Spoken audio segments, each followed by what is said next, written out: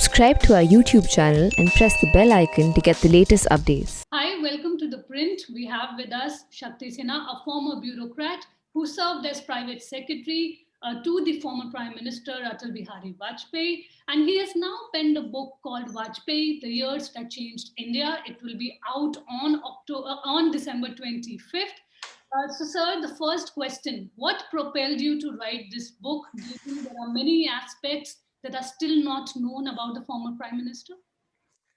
Neelam, the reason I wrote the book was that a lot of people write in the press how in the Vajpayee years things were very hunky-dory and Vajpayee was the person who carried everybody along and nobody opposed him and things were. And the reality was each time I read these news items or articles and all, and I felt a complete sense of falsehood. I remember those days throughout Vajpayee's first term, 98, 99. Every single day seemed to be the last day. You did not feel that the government was ever stable enough. Every day there were attacks on the government, quite vicious attacks. There were internal pulls and pressures. There was lack of cohesion within the government. To be fair, it's not that the opposition was attacking them. It was a groping in the dark situation every day. And yet to read about it today and be told the good old days, I felt I think it's time that people who are interested in India, interested in the Indian state, how it has evolved, people, strategic thinkers who want to see how India makes up its mind. Does India have a mind actually? I think I felt that I owed it to history as somebody who was a fly on the wall kind of thing, to at least portray and remember and put forward before people what I thought was actually happening in those days. So it's not very little about me in the book. The idea was to portray simply the tensions, the daily tensions, the pulls and the pressures that forced the government into a situation it did not want. And yet, despite that, I think the government did very, very well despite all that. So I thought people must appreciate and understand that. You mentioned tension. So the first question that I want to talk about is India-Pakistan. You mentioned that the former Prime Minister Atal Bihari Vajpayee had spoken at least 4 to 5 times with the then Prime Minister of Pakistan, Nawaz Sharif, and this was regarding the Kargil War during that particular time. We hear a lot about how Clinton played a crucial role. So what exactly are you trying to suggest here? You know how complex the situation was. You're the Prime Minister of Pakistan, who we felt generally wanted to open up to India, not because he loved India, because as a Pakistani, he felt that Pakistan can only develop politically and economically if things were India was normal. India is a very big country. Pakistan is not small either, but Pakistan's obsession with India has not allowed Pakistan to develop as a normal country.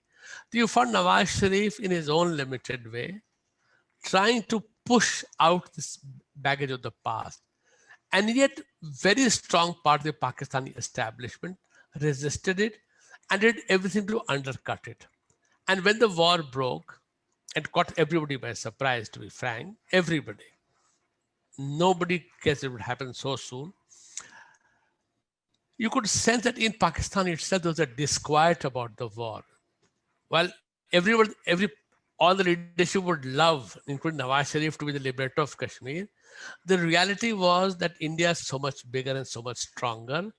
Could Pakistan afford a war at that stage? And therefore, you wanted to understand the situation better and opening to Nawaz Sharif. And throughout, till the Blair House Agreement of July 4th, when Pakistan officially agreed, Nawaz Sharif officially agreed to back his troops out of Kashmir across the LOC, undivided Jammu and Kashmir, you felt the tensions within Pakistan. And there was a need to understand that for the first time, I think, the Indian decision maker realized that Pakistan is not an undifferentiated whole, that within Pakistan there are shades and shades, and that as an Indian, you must understand and appreciate that. And that's the point I wanted to make by explaining that even as the war was going on, even as Vajpayee and Kargil was all being bombarded by the Pakistani long-range guns, that the lines of communications were open between the two countries, at least between the prime ministers, even the Pakistani army was dead opposed to it. That is the point.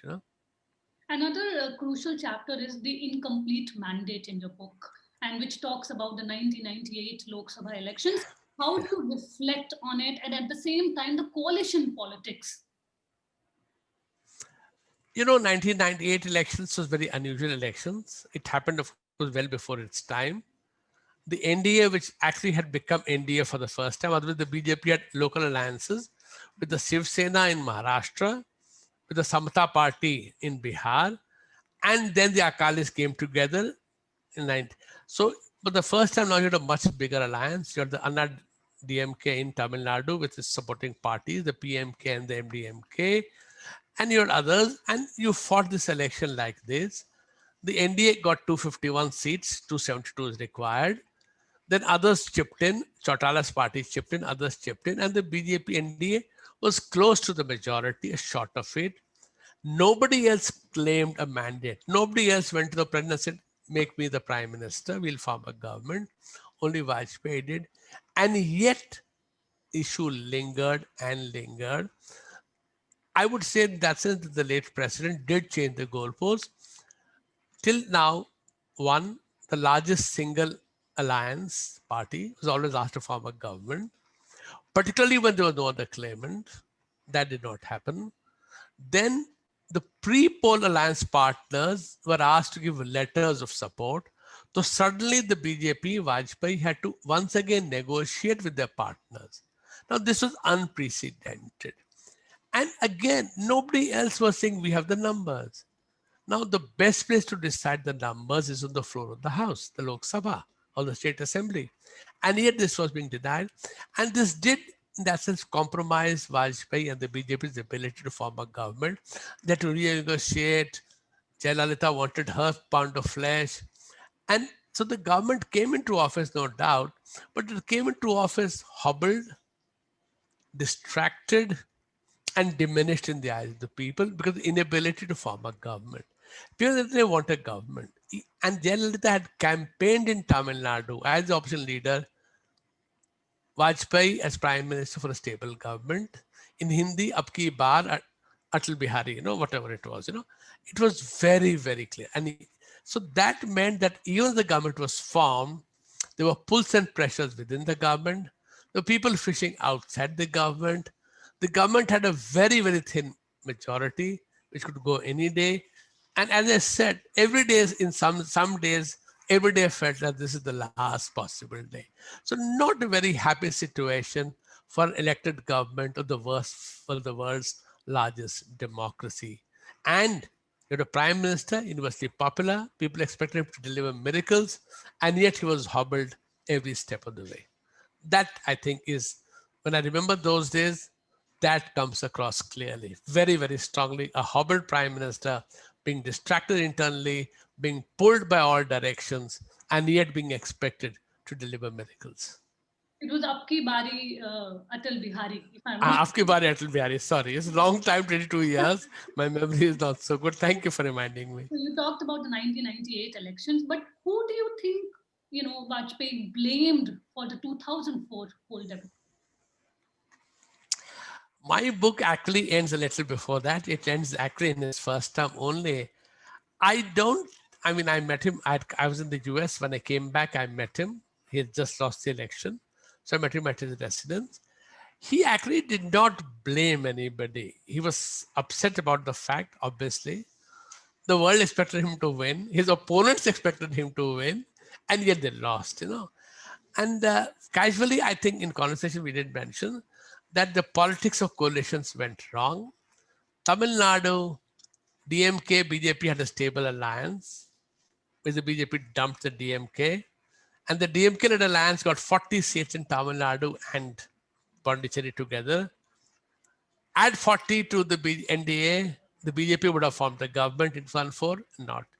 Similarly, Andhra things went wrong. Chandrababu Naidu had run out of steam. Bihar, India politics stopped it.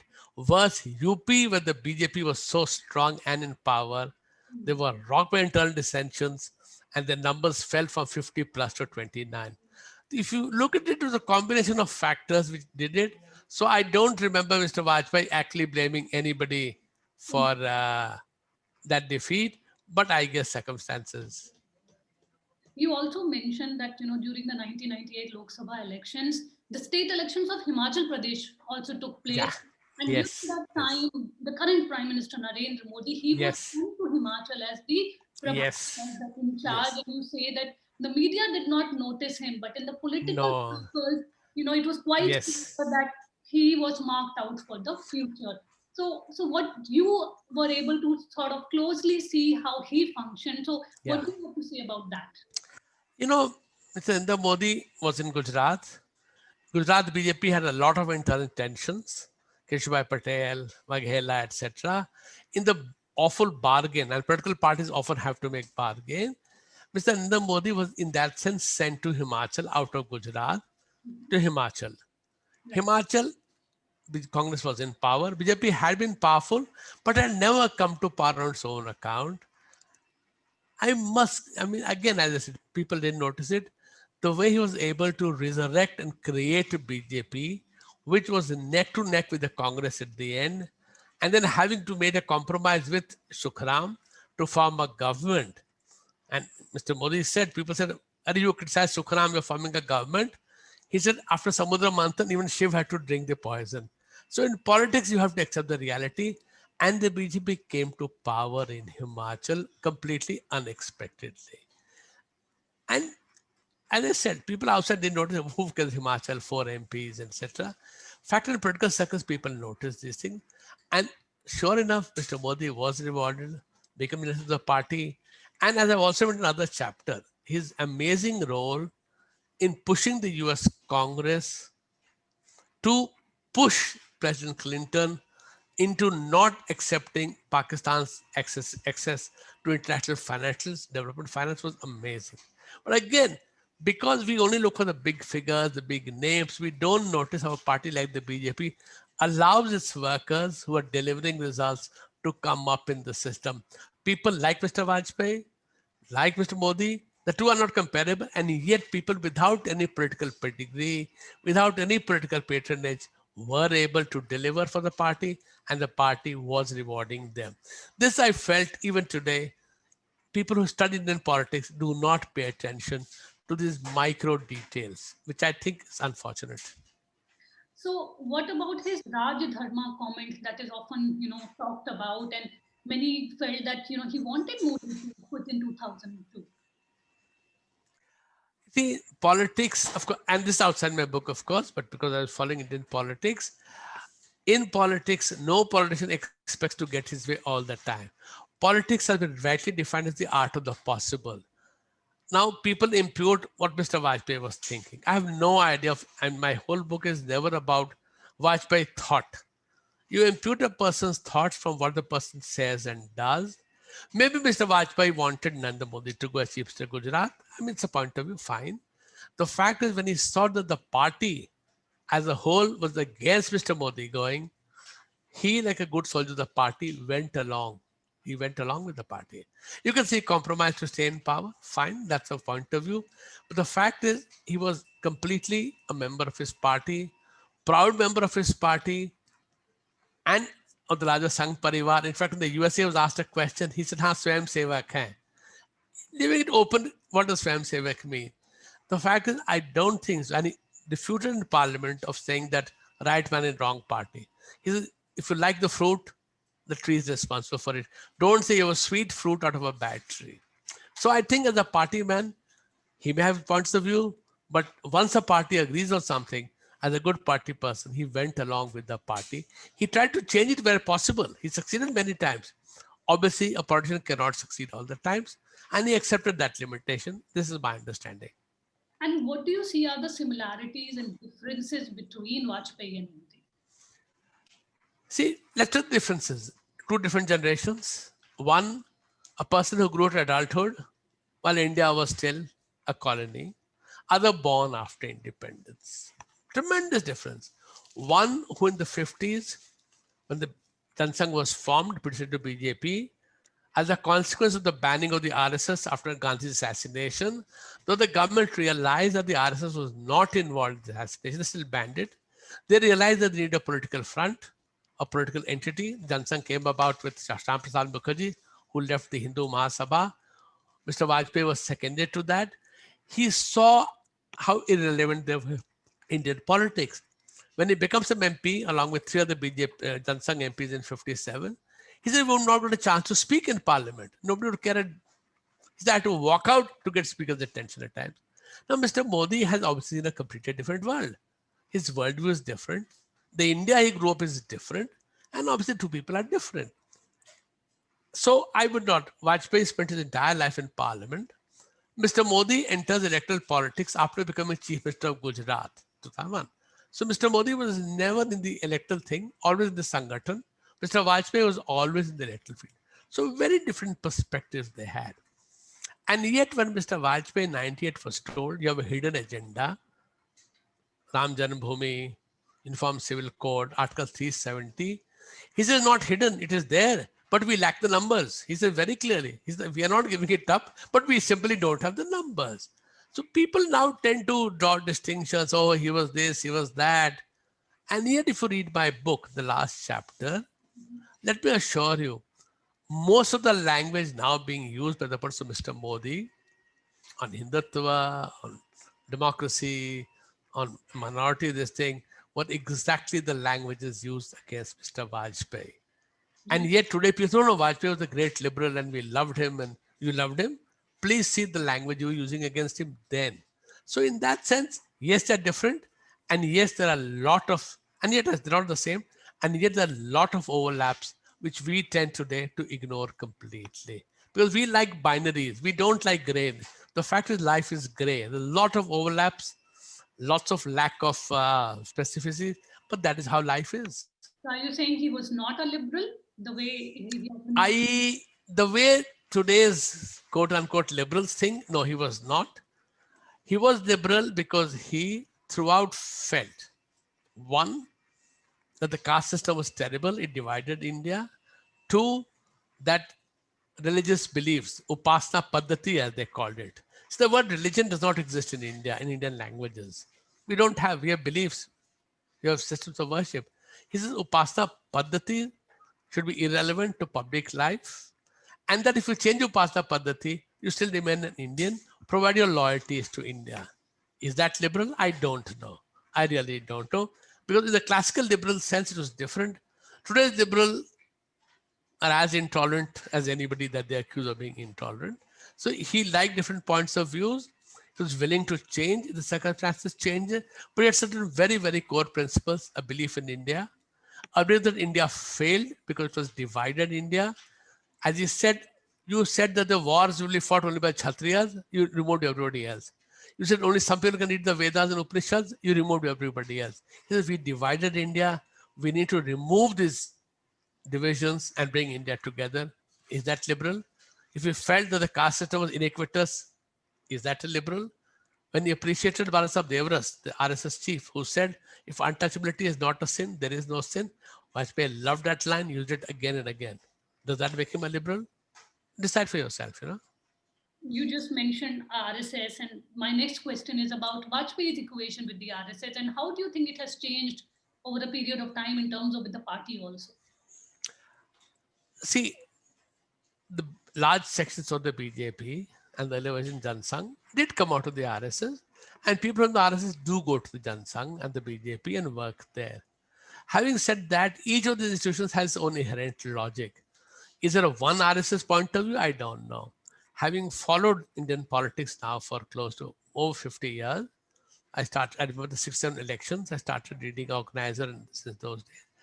I've seen the change, say, in the way the RSS has thought of India and explained India. So, you have to understand that none of them, neither the RSS, nor the Jansang, nor the BJP, has a fixed, rigid idea. As circumstances change, as India changes, they have also adapted to change. Sometimes they push the change, sometimes they follow the change. So and the individuals are individuals who agree and don't agree. A lot of people in the RSS did not agree with the Vajpayee politics, but a lot did. Who is the actual RSS? I don't know. So I would be hesitant to put labels and categories. I personally think, yes, they are individuals, their beliefs, the circumstances, and change is happening. Can we understand the dynamics better and not do easy sorting? Sorting is easy, it's lazy, and it's often inaccurate, Another, aspect that your book touches upon is the fact that, you seem to suggest that Babri Masjid sort of became the turning point for Vajpayee as a politician.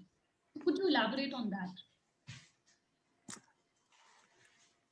It's very complex. It's a very complex thing because one, the belief that this is the spot where Lord Ram was born, very strong, very, very strong. How to go about it? And as Vajpayee in his parliamentary speech on 17th of December 1992, so 10, 11 days after the structure was brought down in Ayodhya, was very clear. He said, we want it done legally through the courts. But he also said, you must understand people's aspirations. He gives the example of Poland under Russian rule.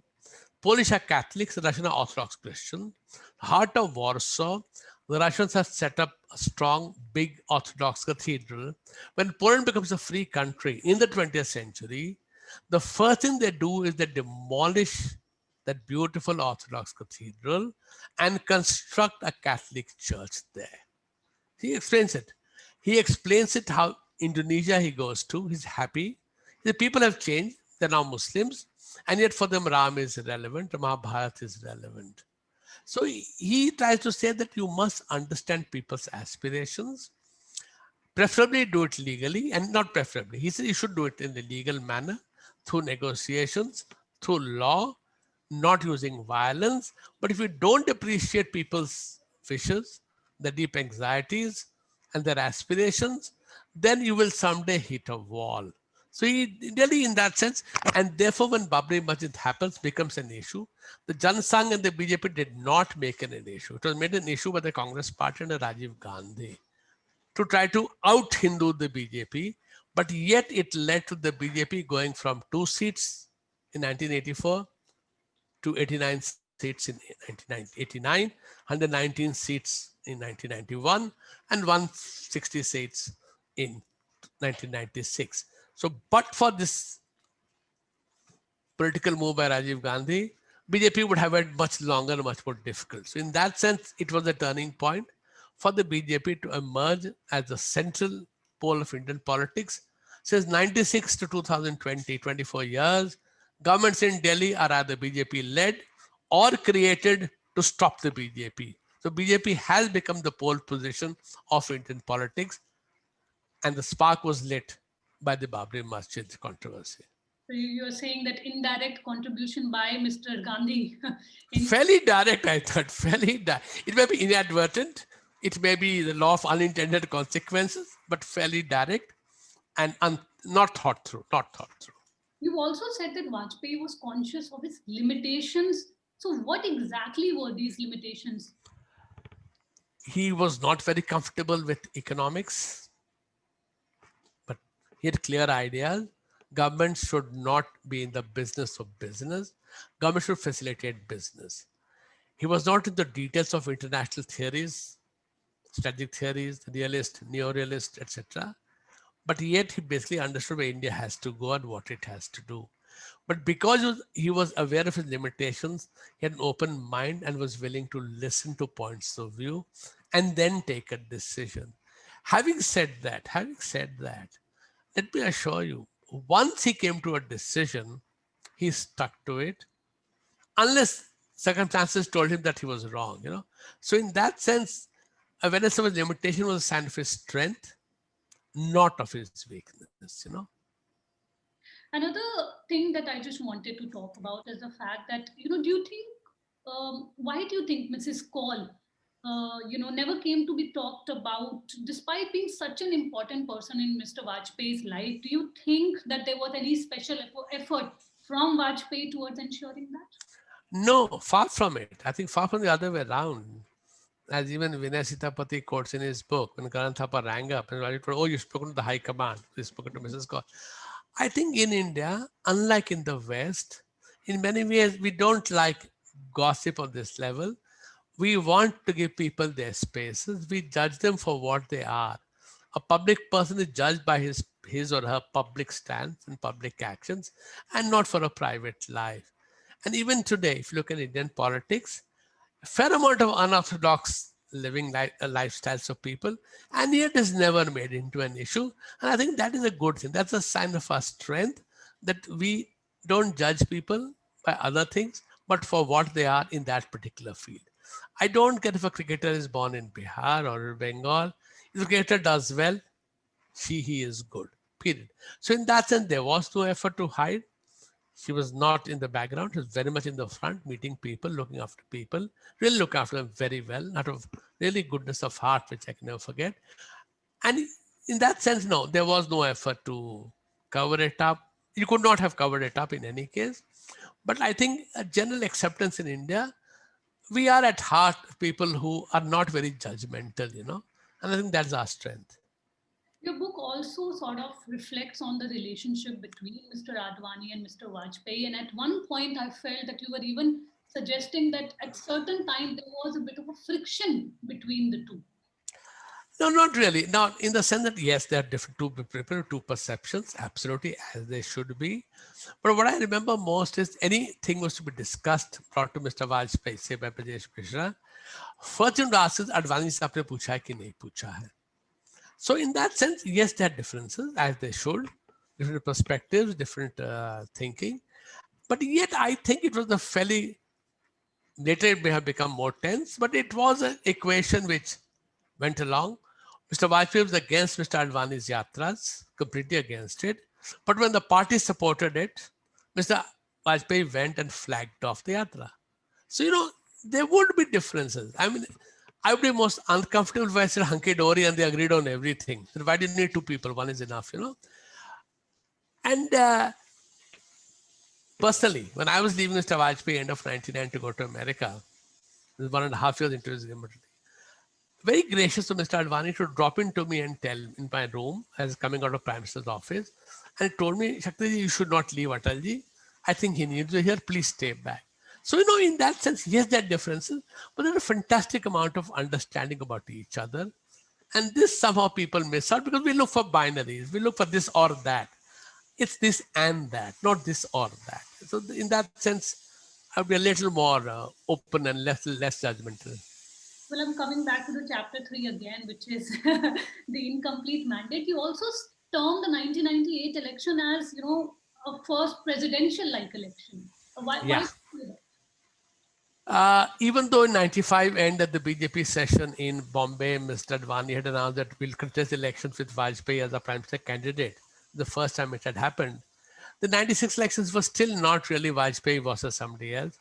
The 98 elections was fought by the NDA, BJP, Jayalalitha and the ADMK, and the entire alliance, as you said, Apki Bari Atal Bihari, that this is the Prime Minister's election we are fighting for.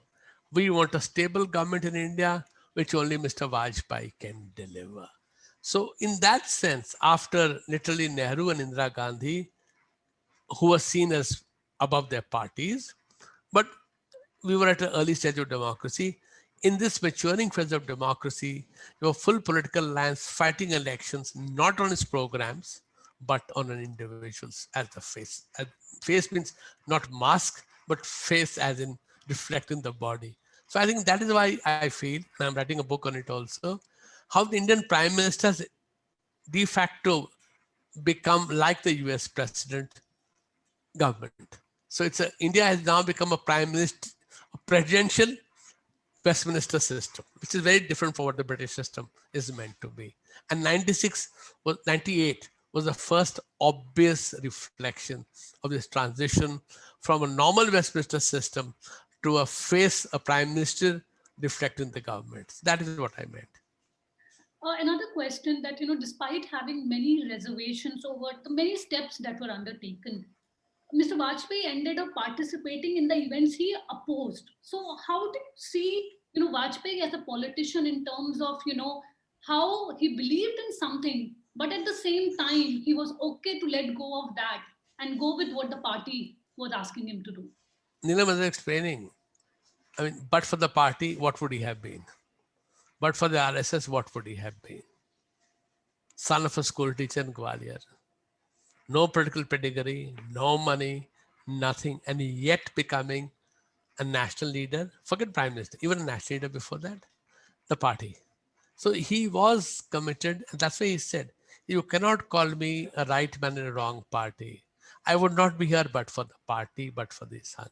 So I think you must understand that, yes, within the party, there are points of view, but then you come together to arrive at certain consensus.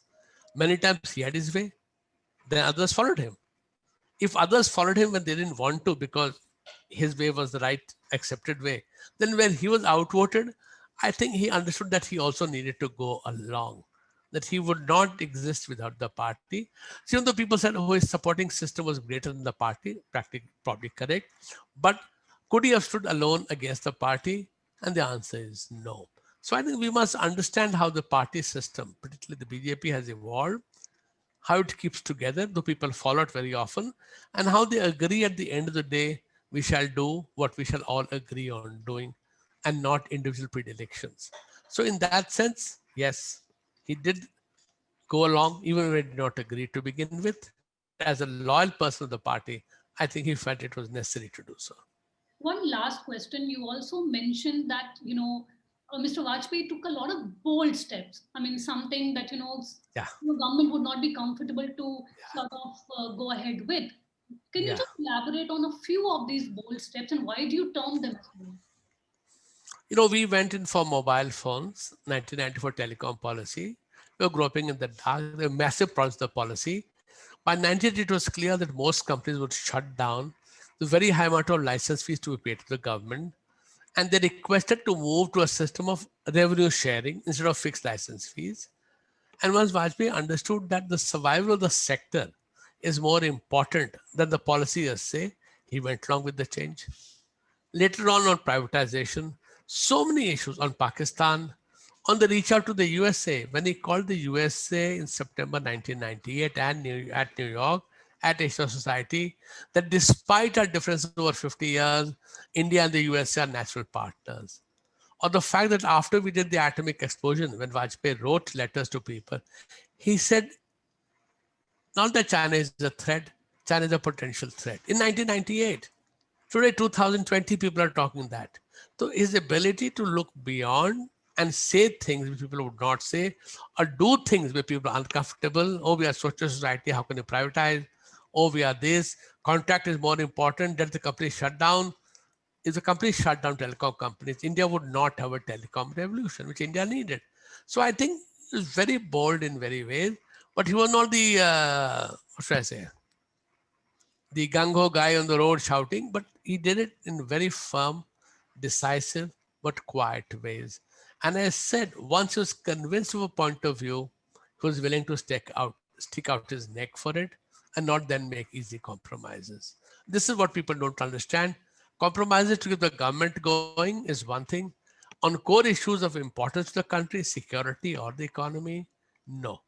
Ultimately, the government fell precisely because of this lack of compromise on issues where they felt were very important for the country. And I'll just end with this question. You have said that, Mr. Vajpayee has been described in different terms, the right man in the wrong party, or, being liberal.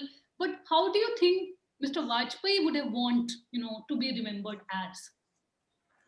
Very tough one. I mean, to put yourself in somebody else's mind, I would hate to do that because that is being very judgmental. But I think he would like to be known. If you look at his writings, his speeches, India needs respect in the world. India has a natural role to play in the world. And it can only happen when we come together, when we have an Indian identity, not a Hindu identity or a Muslim identity or a Brahman identity and this identity. He wanted that to happen. And I think that was what drove him. If I look back, if you look at all the steps, I think that was driving him, that India needs, deserves a place in the sun, must be respected for it. And that can only happen if we remove our internal divisions, which has kept us apart, and have a holistic Indian vision. So I would hazard a guess. I'm hazarding a guess based on what he spoke and what he did. But at the end of the day, it's my word against anybody else's who may see him as a liberal or a conservative or a Hindu or a this or a that. I leave it at that. Thank you But so yes, he was a proud Hindu. He was a very proud Hindu, and he made it very clear in his poetry and his speeches that he did not think that being a proud Hindu made him anti anybody else.